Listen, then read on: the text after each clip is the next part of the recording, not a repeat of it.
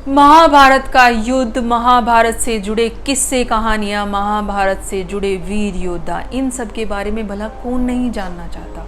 हर कोई जानना चाहता है। महाभारत से जुड़ी चीज़ें हैं ही इतनी दिलचस्प। आज हम ऐसे ही 12 रोमांचक तथ्यों के बारे में बात करने वाले हैं जो शायद आपने पहले नहीं सुने हैं। नंबर 1, ये तो आप सब जानते हैं कि यमराज को मौत का देवता कहा जाता है। जिसकी भी मृत्यु आती है यमराज उसको ले जाते हैं। पर क्या आप जानते हैं महाभारत में यमराज मनुष्य के रूप में स्थित थे। और जानते हैं वो कौन थे? वो थे विदुर, एक सेनापति जो कि कौरवों के सेनापति हुआ करते थे। महाभारत में विदुर ही वो इंसान थे जो मनुष्य रूप में इस धरती पर विराजमान थे। और क्योंकि ऋषि मतंगे ने उनको श्राप दिया था कि तुम्हें एक बार मनुष्य जन्म लेना होगा जिससे कि तुम देख पाओ कि मनुष्य को कितनी पीड़ा होती है जब वो मर रहा होता है। इसीलिए विदुर का जन्म मनुष्य के रूप में होता है। नंबर 2, माना जाता है कि कुंती ने ऋषि दुर्वासा की इतनी सेवा की थी कि वो उसकी सेवा से इतने प्रसन्न हो जाते हैं कि उसको एक वरदान देते हैं। और वरदान में वो उसे देते हैं एक चमत्कारी मंत्र। उस चमत्कारी मंत्र से कुंती किसी भी भगवान के जैसा एक पुत्र प्राप्त कर सकती थी। जब काफ़ी दिन बीत जाते हैं उस मंत्र को, तो एक दिन कुंती के मन में आता है कि क्यों ना इस मंत्र को जांच लिया जाए, ये मंत्र सच है भी या नहीं। जब वो अपने कमरे में खड़ी होती है तो उसे सूर्य देवता सामने से दिखाई देते हैं और वो सूर्य के जैसा पुत्र मांग लेती है और उसे सूर्य जैसा पुत्र मिल जाता है जिसका तेज सूरज के जैसा होता है। पर क्योंकि कुंती का विवाह तब तक नहीं हुआ था तो वो घबरा जाती है। लोक लाज के डर से वो इस पुत्र को नदी में बहा कर आ जाती है। नदी में बहने वाला यही पुत्र होता है कर्ण, कुंती पुत्र कर्ण, जो कि सूर्य का पुत्र होता है। नंबर 3, कहते हैं कि भीष्म पितामह एक ऐसे योद्धा थे जो हर दिन 10,000 पांडव सैनिकों का वध किया करते थे। नंबर 4, कुरुक्षेत्र के मैदान में इतने सारे सैनिकों योद्धाओं का वध हुआ था कि कुरुक्षेत्र की मिट्टी पूरी लाल हो चुकी थी।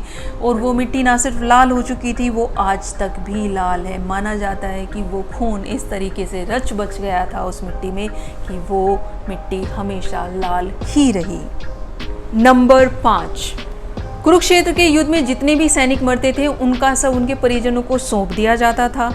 पर कुछ सैनिक ऐसे होते थे जिनके परिजनों के बारे में पता नहीं होता था, इसलिए उनका शव वहीं मैदान में छोड़ दिया जाता था।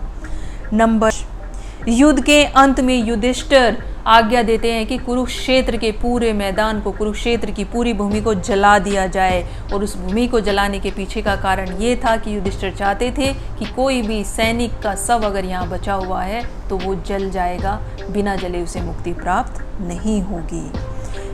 कुरुक्षेत्र की भूमि में जितने भी सैनिक लड़ते थे, जितने भी योद्धा लड़ते थे, उनका भोजन बनाया जाता था। माना जाता है कि पहले दिन पर जो भोजन बनाया गया था वो 45 लाख सैनिकों का बनाया गया था।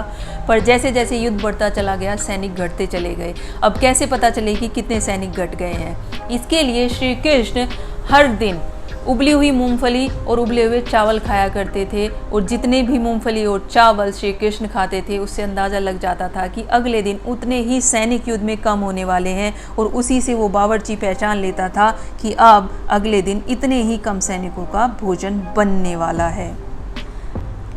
महाभारत का युद्ध जब प्रारंभ होता है तो अर्जुन डर जाता है। अर्जुन के मन में भय बैठ जाता है कि वो अपने सगे संबंधियों को कैसे मार सकता है। तब श्री कृष्ण उसे गीता का उपदेश देते हैं और उसे एक ऐसा भव्य रूप दिखाते हैं। जब वो गीता का उपदेश दे रहे हैं तो कुरुक्षेत्र में खड़ा हर एक इंसान स्तब्ध हो जाता है, सिवाय अर्जुन के। हर एक सैनिक, हर एक योद्धा स्तब्ध हो जाता है। वो ना श्री कृष्ण का वो रूप देख पाता है, ना वो गीता संदेश सुन पाता है। जब श्री कृष्ण गीता का संदेश दे रहे होते हैं बाकी सब लोग तो स्तब्ध हो जाते हैं, पर कुछ ऐसे लोग बचते हैं जो ये गीता का उपदेश सुन रहे थे। उनमें से सर्वप्रथम होते हैं अर्जुन के रथ पर विराजमान हनुमान जी, जिसने गीता का उपदेश सुना था।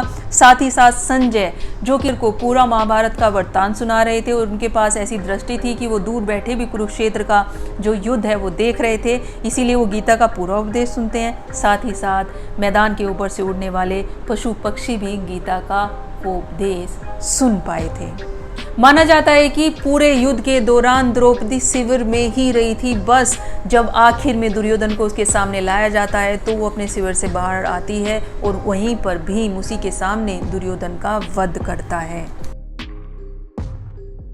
गांधारी यानी दुर्योधन की माँ, वो अंधी नहीं थी, उन्होंने सिर्फ अपने आंखों पर पट्टियां बांधी थी अपने पति का साथ देने के लिए। धृतराष्ट्र जो जन्म से अंधे थे, जिनके साथ गांधारी का विवाह होता है, तो वो भी अपने पति का साथ देने के लिए अपने आंखों पर पट्टियां बांध लेती है।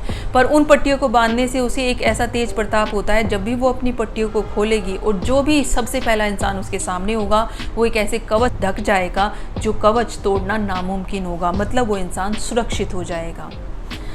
जब गांधारी को लगता है कि अब सब योद्धा मारे गए और अब उनके पुत्र के मरने की बारी आ गई है, तो वो सोचती है कि क्यों ना वो अपनी उस कवच का अब इस्तेमाल करे। वो दुर्योधन से कहती है कि तुम तट के किनारे आना और बिल्कुल नग्न अवस्था में आना, जिससे कि जब मैं अपनी आंखों की पट्टियां खोलूं तो तुम्हारा पूरा शरीर कवच से ढक जाए। दुर्योधन जब अपनी माँ से मिलने जा रहा होता है तो पांडव चाल चलते हैं, जानबूझकर उसे विवश कर देते हैं कि वो अपनी जंघा ढक लेता है और वो अपनी जंघा को ढककर अपनी माता के पास जाता है। जैसे ही गांधारी अपनी पट्टियां खोलती हैं, उसकी आंखों से एक ऐसा तेज निकलता है जो दुर्योधन के शरीर पर एक बना देता है, जिसको तोड़ना नामुमकिन हो जाता है। पर क्योंकि उसने अपनी जंघा पर कपड़ा ढक लिया था तो उसकी जंघा पर वो कवच नहीं बन पाता है। और जब आखिर में श्री कृष्ण भीम को बताते हैं कि जंघाई एक ऐसा जगह है जहाँ पर अगर गदा मार दी जाएगी तो दुर्योधन मर जाएगा, इसीलिए भीम दुर्योधन की जंघा पर वार करता है और दुर्योधन का वध हो जाता है।